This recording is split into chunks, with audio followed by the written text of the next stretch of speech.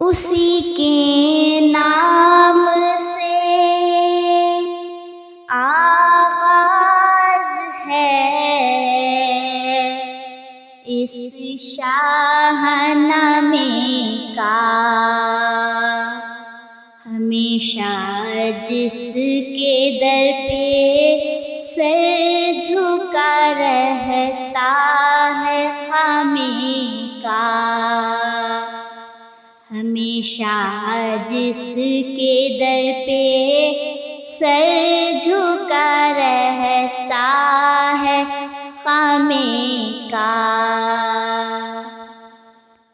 اسی کے نور سے پر نور ہیں شمس و قمر تارے،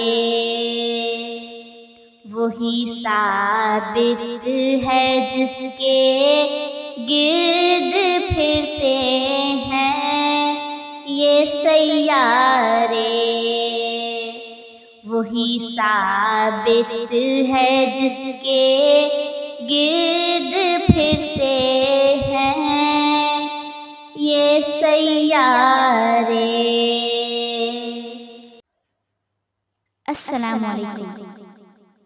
آج چوتھے روزے کی سحری ہے، شاہنامہ اسلام کے ساتھ شبینہ طارق۔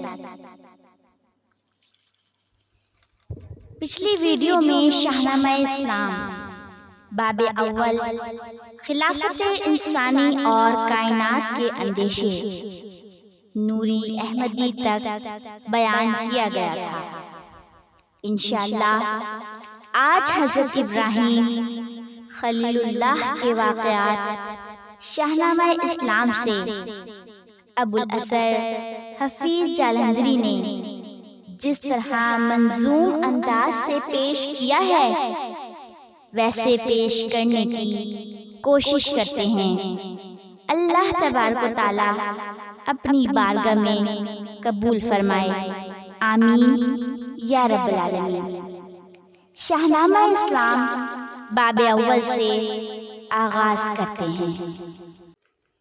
کیا نمرود نے بابل میں جب دعویٰ خدائی کا، جہاں میں عام شیوا ہو گیا جب خود ستائی کا، اندھیرا ہی اندھیرا کفر نے ہر سمت پھیلایا، تو ابراہیم کو اللہ نے مبعوث فرمایا، مٹا ڈالے بتوں کو توڑ کر اوہام مرسل نے، دیا بندوں کو پھر اللہ کا پیغام مرسل نے، کیا شیطان کو رسوا عدوِ جان و دی کہہ کر، کیا سینوں کو روشن لا احب الآفلین کہہ کر، مگر نمرود کو بھائی نے یہ باتیں بھلائی کی کہ مسند چھوڑنی پڑتی تھی کافر کو خدائی کی، ہوا یہ بندہ شیطان خلیل اللہ کا دشمن، چراغ حق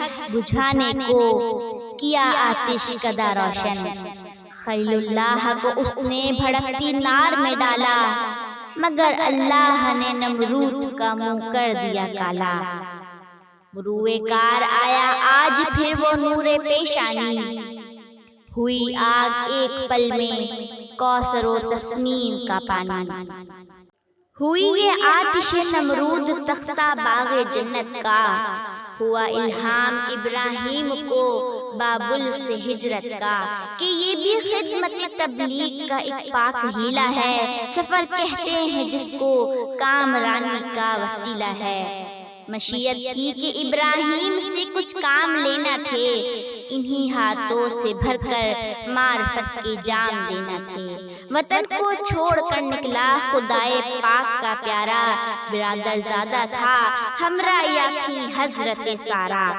اندھیری شب کے دامن سے میں تابا نکل آیا، بحکم حق تعالی جانب کنعان نکل آیا، یہاں وعدہ کیا حق نے کہ ہاں اے بندے ذیشاں، تیری اولاد کی قسمت میں ہے یہ خطہ کنعان، مقدر ہو گئی اولاد میں دارین کی شاہی، تو پیغمبر دیار مصر کی جانب ہوا راہی، یہ ایسا دور تھا انسان سب کافر ہی کافر تھے، زمین آباد تھی، اللہ کے بندے مسافر تھے۔ دیار مصر پر اس عہد میں رقیون حاکم تھا، تکلم برطرف شیطان کا قانون حاکم تھا۔ یہاں رقیون نے حضرت کی زوجہ چھیننا چاہی، مگر دے دی اسے اللہ نے فی الفور آگاہی کہ یہ سارا ہے ابراہیم حق آگاہ کی بیوی، خدا کے پاک پیغمبر خلیل اللہ کی بیوی۔ اگر نیت میں فرق آیا تیرے حق میں برا ہوگا، نشا دنیا میں تیرا اور نہ تیری نسل کا ہوگا۔ ہوا فرعون خائف ایک پیغمبر کے آنے سے، خدائی کر رہا تھا مصر میں وہ ایک زمانے سے۔ تھی اس کے گھر میں ایک دختر، وہ کر دی ساتھ سارا کے، پیغمبر کے لیے یوں نظر بھیجی ہاتھ سارا کے۔ پلٹ آیا پیغمبر پھر یہاں سے جانب کنعان، یہ لڑکی ہاجرہ بھی ساتھ تھی وابستہ داماں۔ یہ لڑکی ہر طرح مانند سارا پاک تینت تھی، تقدس اس کا زیور تھا، شرافت اس کی زینت تھی۔ اسے سارا نے پیغمبر کی زوجیت میں دے ڈالا کہ ہونے والا تھا دنیا میں اس کا مرتبہ بالا۔ جناب ہاجرہ تھی زوجہ ثانی پیغمبر کی، ملا فرزند اسماعیل انہیں خوبی مقدر کی۔ ہوا سارا کو رشک اس امر سے دل میں ملال آیا، نکل جائے یہاں سے ہاجرہ بس یہ خیال آیا۔ مشیت کو ادھر کچھ اور ہی منظور خاطر تھا کہ نوری احمدی بچے کی پیشانی سے ظاہر تھا۔ ہوا ارشاد دونوں کو عرب کی سمت لے جاؤ، خدا کے آسرے پر وادی بطحا میں چھوڑاؤ۔ خدا کے حکم سے مرسل نے جب رختے سفر باندھا، جناب ہاجرہ نے دوش پر لختے جگر باندھا۔ پیغمبر اپنا بیٹا اور بیوی ہم انا لے کر چلا سوئے عرب، پیری میں بختے نوجوان لے کر۔ خدا کا قافلہ جو مشتمل تھا 3 جانوں پر، معزز جس کو ہونا تھا زمینوں آسمانوں پر، چلا جاتا تھا اس تپتے ہوئے صحرا کے سینے پر، جہاں دیتا ہے انسان موت کو ترجیح جینے پر۔ وہ صحرا جس کا سینہ آتش کرنوں کی بستی ہے، وہ مٹی جو صدا پانی کی صورت کو ترستی ہے۔ وہ صحرا جس کی وسعت دیکھنے سے ہول آتا ہے، وہ نقشہ جس کی صورت سے فلک بھی کانپ جاتا ہے۔ جہاں ایک ایک قدم پر 100 طرح جانوں پر آفت تھی، یہ چھوٹی سی جماعت بس وہی گھر میں مسافر تھی۔ پیغمبر زوجہ و فرزند یوں قطع سفر کرتے، خدا کے حکم پر لبیک کہتے اور دکھ بھرتے۔ بلاخر چلتے چلتے آخری منزل پہ آ ٹھہرے، پے آرام زیرے دامن کوہ صفا ٹھہرے۔ یہ وادی جس میں وحشت بھی قدم دھرتی تھی ڈر ڈر کے، جہاں پھرتے تھے آوارہ تھپیڑے بادے سر سر کے۔ یہ وادی جو بظاہر ساری دنیا سے نرالی تھی، یہی ایک روز دین حق کا مرکز بننے والی تھی۔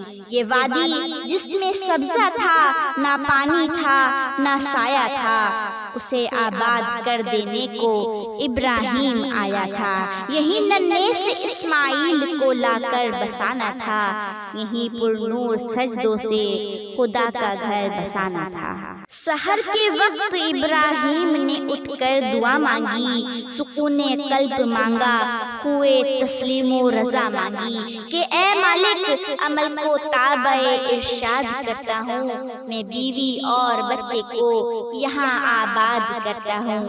اسی سنسان وادی میں انہیں روزی کا ساما دے، اسی بے برگ و سامانی میں شان صدے بہارا دے۔ الہی نسل اسماعیل بڑھ کر قوم ہو جائے، یہ قوم ایک روز پابند صلاۃ و صوم ہو جائے۔ اسی وادی میں تیرا ہادی موعود ہو پیدا، کرے جو فطرت انسان کو تیرے نام پر شیدا۔ بشارت تیری سچی ہے، تیرا وعدہ بھی سچا ہے، بس اب تو ہی محافظ، لے یہ بیوی ہے یہ بچہ ہے۔ شاہنامہ اسلام میں حفیظ جالندھری نے اس واقعے کو جس طرح سے نظم کیا ہے یہ انہی کا خاصہ ہے۔ کل ہم اسی وادی ذی زرعین سے اپنی گفتگو کا آغاز کریں گے۔ مجھے اجازت دیجیے، اللہ حافظ۔